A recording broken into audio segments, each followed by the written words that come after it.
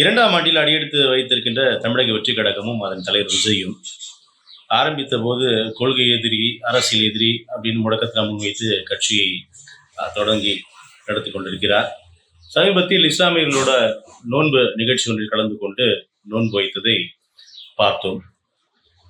இவ்வளவு இஸ்லாமியர்களோடு தான் மிகவும் நெருக்கமாக இருப்பதை உறுதிப்படுத்தும் வகையில் அவ்வாறு விஜய் செய்கிறார் என்ற விமர்சனம் தான் வந்தது. ஆனால் இதே விஜய் தலைவராக ஆனவுடன் இஸ்லாமியர்களோடு மிகவும் நெருக்கம் பாராட்டுகிறார்.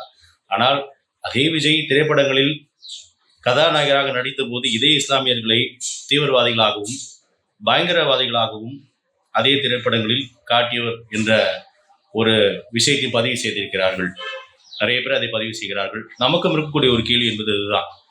இஸ்லாமியர்களோட வாக்குகளை பெறுவதற்காக நீங்கள் ஒரு நாள் குல்லா அணிவதும், ஒரு நாள் நோன்பு கஞ்சி குடிப்பதும், ஒரு நாள் நோன்பு வைப்பதும் இஸ்லாமியர்களோடு இணக்கமாக இருப்பதை காட்டிக்கொள்வதற்கான ஒரு முயற்சியாக தான் அது பார்க்கப்படும். ஏனென்றால் இப்போ நாடு முழுமைக்கும் மத்திய அரசால் கொண்டு வரப்படுகின்ற வக்ஃபு வாரி சட்ட திருத்த மசோதாவாக இருக்கட்டும், அதன் மீது உங்களுடைய கருத்து என்ன, நிலைப்பாடுகள் என்ன?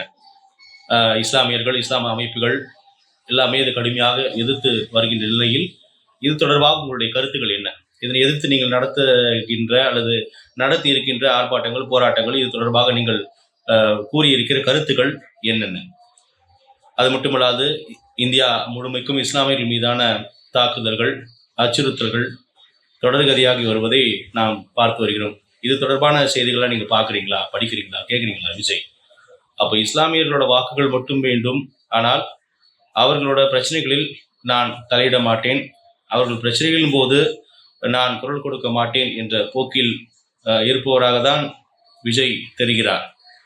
அதனால்தான் இஸ்லாமியர்களின் நோன்பில் பங்கு பெறுவது, அது ஒரு நாள் மட்டும் தான் இஸ்லாமியர்களுக்கு ஆதரவான ஒரு நண்பராக மாறிவிட்டால் போதும், இஸ்லாமியர்களோட வாக்குகளை நாம் அறுவடை செய்து விடலாம் என்று தப்பு கணக்கு போடுகிறார் விஜய். அவ்வாறு இல்லை.